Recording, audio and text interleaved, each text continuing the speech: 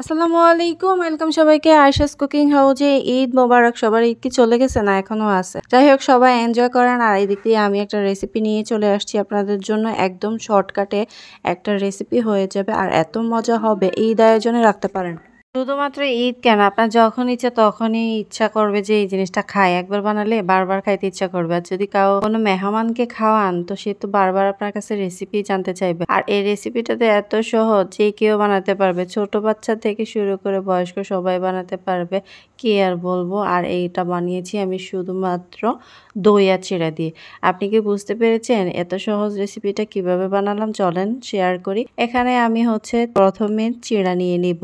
তো আমি এখানে 2 কাপ চিড়া নিয়ে নিয়েছি। আমি আমার পরিমাপ মতো নিয়েছি, আপনি আপনার পরিমাপ মতো নিয়ে। আর চিড়াগুলোকে প্রথমে একটু চেলে নিচে, বাজার থেকে নিয়ে আসলে দেখা যায় যেগুলোর মধ্যে বালু ধুলো তারপর পোকা তো থাকবে, তো একটু ঝেড়ে নিলে ভালো হয়। এই যে দেখেন ঝেড়ে নিয়েছি, এরপর এখানে কি জমে আছে। এখন আমার চিড়াগুলো খুব সুন্দরভাবে ঝাড়া হয়ে গেছে। এখন এর সঙ্গে আমি অ্যাড করে দিব কিছু চীনা বাদাম। এখানে চাইলে আপনি অন্যান্য বাদামও ইউজ করতে পারেন, তবে এটা দিলেই মনে হচ্ছে যে ভালো হয়। এর থেকে বেশি হলে আবার ভালো লাগবে না। তো আমি একসাথে মিক্স করে নিচ্ছি। এখন আমি ফ্রাই প্যানে তেল দিয়ে দিব।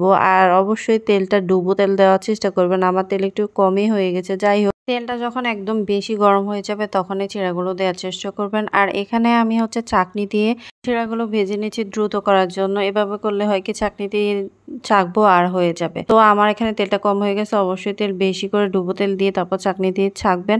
আর নয়তো এমনিতে তেলের মধ্যে ঢেলে দিয়ে ভেজে উঠাবেন চাকনি দিয়ে ছেঁকে। তো যাই হোক, এভাবে আস্তে আস্তে করে আমি কিন্তু সবগুলো বাদাম আর চিড়া ভেজে নিচ্ছি। আর এগুলা ভাজার পর এতটা ক্রিস্পি হবে কি বলবো, আপনার এমনিতেই খাইতে ভালো লাগবে। বাচ্চা থেকে বয়স্ক সবাই পছন্দ করবে, এত মজাদার একটা রেসিপি। এভাবে সবগুলো যখন ভাজা হয়ে গেছে তখন আমি চলে যাচ্ছি এখন পরবর্তী প্রসেসিং। আর এটার জন্য লাগবে আমাদের মিষ্টি দই। অবশ্যই মিষ্টি দইটা ব্যবহার করার চেষ্টা করবেন। টক দই দিয়েও খাওয়া যাবে, তবে অতটা ভালো লাগবে না আমার মনে হয়। তো আমি এখানে একটা প্লেটে নিয়ে নিয়েছি। তো আমি আমার পরিমাপ মতো নিয়েছি। আর সঙ্গে দিয়েছি আমি কিছু ওই যে বাদাম আর চিড়া ভেজে রেখেছি, তো সেগুলো দিয়ে এখন ভালো করে নেড়ে মিশিয়ে নিচ্ছি।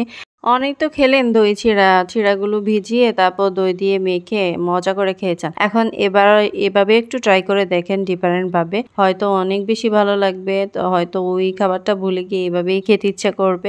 যাই হোক, আমার যখন মাখানো হয়ে গেছে এখন আমি এখানে বাটিতে সার্ভ করে নিচ্ছি। অল্প অল্প করে আমার যতটুকু প্রয়োজন 3 বাটিতে দিয়ে দিয়েছি। এখন উপর দিয়ে আবার এক্সট্রা দই দিয়ে দিব সবগুলো বাটিতে। আর এক্সট্রা দই দেওয়ার পরে আমি আবার উপর দিয়ে দিব বাদাম আর সেই চিড়া ভাজাগুলো। দেখেন কতটা সুন্দর দেখাচ্ছে, কি বলবো। যে জিনিস দেখতে ভালো লাগে সেই জিনিস তো খেতে অবশ্যই ভালো লাগে। আমি সবার কাছে অনুরোধ করবো, আমার রেসিপিগুলো যদি ভালো লাগে প্লিজ একটু লাইক কমেন্ট শেয়ার করে পাশে থাকবেন।